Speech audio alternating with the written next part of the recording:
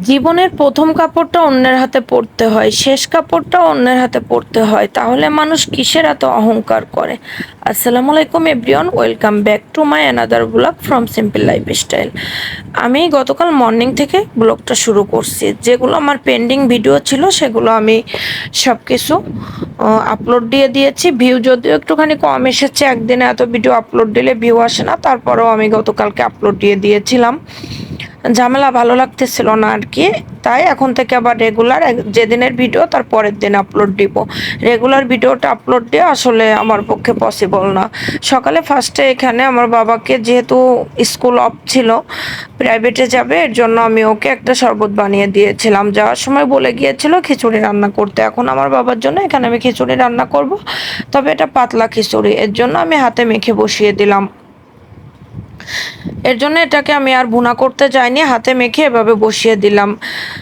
বসিয়ে দেওয়ার পরে দেখেন যে খিচুড়িতে আমার বলক চলে এসেছে। বলক চলে আসার পরে আমি একটু চেক করে দেখতেছিলাম যে কতটা হয়েছে আর কি, চালটা কত পার্সেন্ট ফুটছে। সেটা দেখার পরে আমি চুলার আঁচটা একটু কমিয়ে দিলাম, যেহেতু খিচুড়িটা একটু নরম হবে, এর জন্য নরম, বেশি নরমও হবে না, বেশি শক্তও হবে না, মাঝামাঝি একটা খিচুড়ি রান্না করব। আমার বাবাটা খেতে চেয়েছে, যে আমি নামিয়ে ফেলেছি একটুখানি নরম, মানে ঝোল ঝোল রেখে নামিয়েছিলাম। তবে ও এসে খাওয়া দাওয়া করতে করতে প্রায় 11টা, 11:30টার মতো বেজে গিয়েছিল।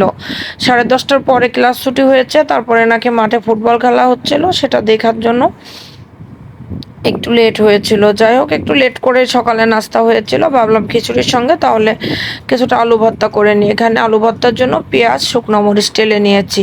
আর আমার ইদানিং শুকনো মরিচ ভাজা খাওয়ার প্রতি প্রচুরই হয়েছে। এমনও আছে রাত্রে খাবার খাওয়ার আগে আমি 2টা মরিচ এমনিতেই ভেজে নিই, নইলে একটু চুলায় পুড়িয়ে নিই।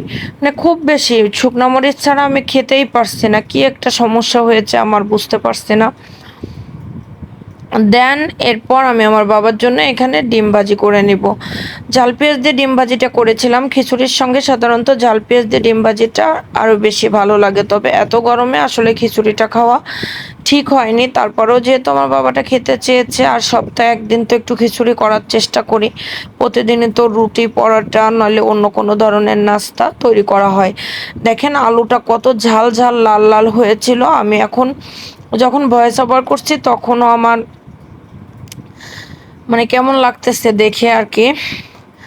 তারপর আমি আমার বাবার জন্য এই যে নাস্তার প্লেটটা রেডি করে দিলাম। এভাবে একটু রেডি করে দিয়েছিলাম। আমার বাবা কিন্তু পেঁয়াজ, তারপরে শুকনা মরিচ এইগুলা কিন্তু আলাদা করে খেতে পারে না। আর আমের যেইটা করেছিলাম সেদিন আচারটা, সেটা হচ্ছে আমি এখানে করে দিয়েছিলাম। আমার আমের আচার দিতে হবে খিচুড়ির সঙ্গে খাওয়ার জন্য, বাট সব কিছু রেডি করতে হবে। আর আমগুলোর ভিতরেও এখন একটুখানি নরম আছে, আমের মুরাব্বা তৈরি করব আর আমের ঝুরি আচারটা তৈরি করব ইনশাল্লাহ। চেষ্টা করব রেসিপিটা শেয়ার করার জন্য। তারপরে আমি রান্নার জন্য চলে আসলাম। এখানে আমি ডাল ভিজিয়ে নিয়েছিলাম, করলা কেটে আলু করে আমার বাবাটা আসার আগে আমি লবণ মেখে রাখছিলাম। লবণ মেখে রাখার কারণে দেখেন আমার আলুগুলো কেমন কালো হয়ে গিয়েছে। অন্যদিন আলুটা আমি আলাদা রাখি, বাট ভালো লাগতেছিল না, তাই আমি এভাবে রেখেছিলাম। দেন এখানে কাঁচকলা আলুটা আমি সিদ্ধ করতে দিয়ে দেবো। এখানে কাঁচকলা আলু সিদ্ধ করার জন্য আমি কিছুটা লবণ আর হলুদ দিয়ে দিয়েছি। আর কলা সিদ্ধ হওয়ার পরে দেখেন কলার রঙটা কতটা খারাপ এসেছে।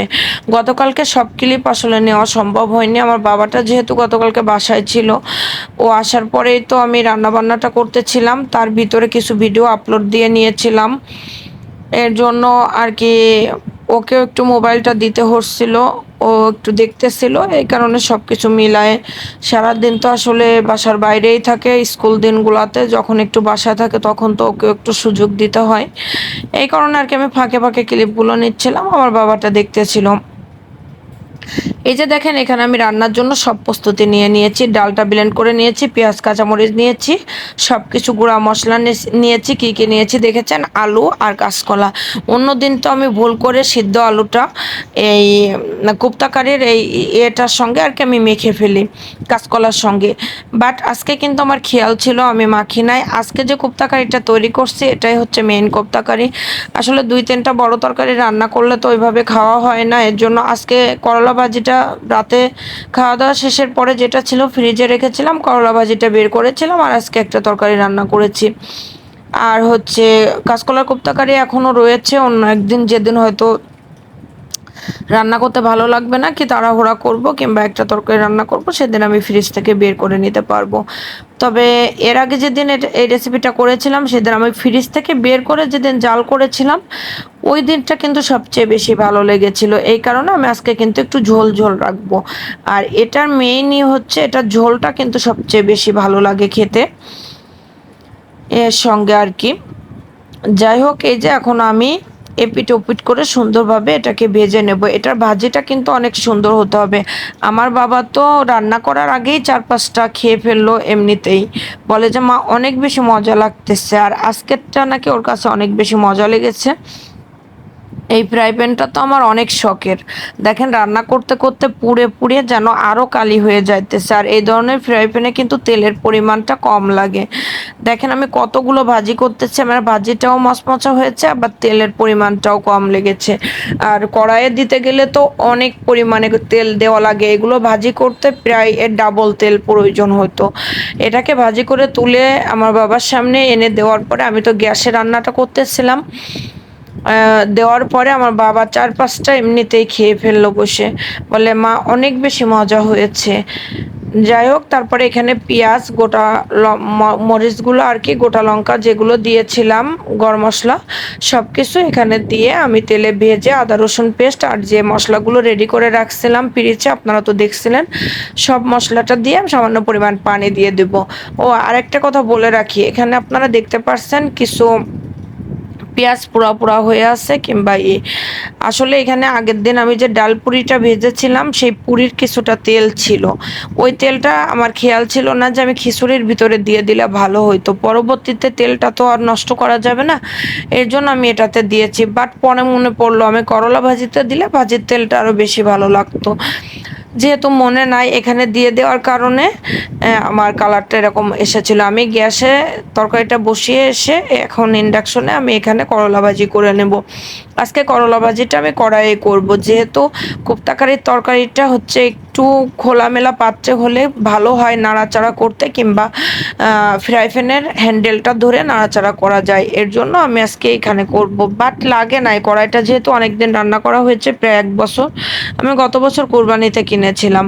আসলে যারা মধ্যবিত্ত তারা একটা জিনিস কিনতে গেলেও তাদেরকে 10 বার ভেবে চিন্তে তারপরে কেনা লাগে। আমি আমার প্ল্যাটফর্মে কখনো ভাব দেখাইনি যে আমি জমিদার, কে ভালো কি মন্দ। যাই হোক, আমি চেষ্টা করব এরকম ব্ল্যাক আর একটা কড়াই কেনার, ইনশাল্লাহ। এর জন্য ঝোলের উপরে এই কালো কালো এইগুলা আছে। এবার আমি ভেজে রাখা, সিদ্ধ করে রাখা সেই আলু আর ভেজে রাখা সেই কাঁচকলার কোপ্তা সেই বড়াগুলো এখানে দিয়ে দিব। দিয়ে দেওয়ার পরে ঢাকা দিয়ে আমি চলে আসলাম আবার করলা ভাজি করার জন্য।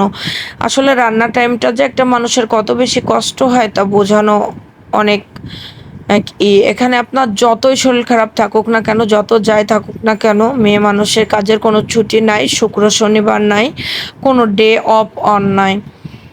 যাই হোক, আজকে সকাল ভোর 6টা 30 মিনিটে আমার কাছে একটা মেসেজ এসেছিল। ওই মেসেজটা আমি দেখেছি, তখন আমি নামাজ শেষ করে কোরআন শরীফ পড়তেছিলাম।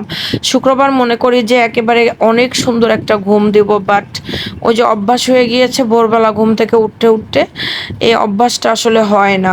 অটোমেটিক্যালি ঘুমটা 6টা বাজলে ভেঙে যায়, কারণ আমার সব সময় আমার মোবাইলে সকাল 6টায় অ্যালার্মটা সেট করা থাকে, শুধু শুক্রবার বাদে। কিন্তু সেই শুক্রবারের দিনটাও কিভাবে যেন ঘুমটা ভেঙে যায় অভ্যাসের জন্য। যত রাত করে ঘুমাই না কেন, 6টা বাজে আমার ঘুম ভাঙবে। যাই হোক, এখানে দেখেন কোপ্তাকারিটা নামিয়ে ফেলেছে। আমার বাবা তো বলছে অনেক মজা হয়েছে।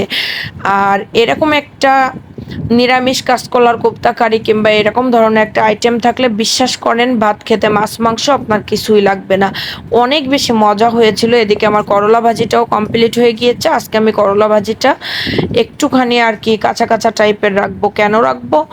যাতে পুষ্টিগুণটা ঠিক থাকে। বাট আমার বাবাটা খেতে পারছিল না, এখান থেকে কিছুটা করলা রয়ে গিয়েছিল। আজকে আমি আর একটু পুরা পুরা ভাজি ভাজি করে ফেলছি। আমার বাবাটা আগে অনেক বেশি তেতো খেতে পছন্দ করতো, বাট এবছর দেখছি একটু কম পছন্দ করতেছে। আমি তো এই করলাটা তরকারিতে দিয়েও খেতে, মা ছেলে আমরা দুইজনে পছন্দ করতাম। এবছর হয়তো বড় হয়ে গিয়েছে তাই রুচিটা চেঞ্জ হয়েছে। এই যে এটাই ছিল গতকালকে দুপুরে খাবারে ফাইনাল লুক। তারপর আমার বাবাকে আমি খাবারটা বেড়ে দিয়েছি। দেখেন তো, এই ধরনের একটা প্লেট হলে দুপুরে খাওয়ার জন্য আর কিছু প্রয়োজন হয়? আর আমার লেবুটা কাটতে আসলে মনে ছিল না, এর জন্য কাটা হয় নাই। তারপর দুপুরে যখন আমি রান্নার প্রস্তুতি দেখিয়েছিলাম তখন দেখছিলেন আপনারা বেসনটা আমি গুলে রেখেছি। এখানে আমি বেসনটা গুলিয়ে রাখছিলাম, আর ওই যে সকালে খিচুড়ি খাওয়ার সময় যে আলু ভর্তা করেছিলাম সেখান থেকে আমি 5-6টা আলু ভর্তা এভাবে আলুর চপ বানানোর মতো করে রেডি করে রাখছিলাম। এই পরে আমি সন্ধ্যায় আমার বাবাকে এই 5-6টা আলুর চপ ভেজে নিয়েছিলাম আর চা করে নিয়েছিলাম। আসলে আমি একটা জিনিস এই কয়দিন রিয়েলাইজ করলাম, বাচ্চাদের একটু মায়েদের কষ্ট হবে কিংবা একটু সময় বাঁচানোর জন্য, নিজেরা একটু আরাম করার জন্য বাচ্চাদেরকে আমরা বাইরে থেকে খাবার কিনে খাওয়াই। বাট ঘরে যদি আপনার সব ধরনের নাস্তা আইটেম থাকে, আপনি যদি এক একদিন এক একটা আইটেম যদি আপনার পছন্দ অনুযায়ী রুচি অনুযায়ী আপনি যদি করে দেওয়ার চেষ্টা করেন, একদিকে আপনার সাশ্রয় হবে, কারণ বাইরে থেকে কিনে আনতে গেলে অনেক বেশি দাম দিয়ে আমরা অস্বাস্থ্যকর খাবারগুলো বাচ্চাদের জন্য আসলে কিনে আনি। আবার অন্যদিকে আপনার হেলদি খাবারটাও বাচ্চা খেতে পারবে। আল্লাহ হাফেজ, ভালো থাকবেন সবাই, সুস্থ থাকবেন, আমাদের জন্য দোয়া করবেন, নেক্সট ব্লগের জন্য অপেক্ষা করবেন।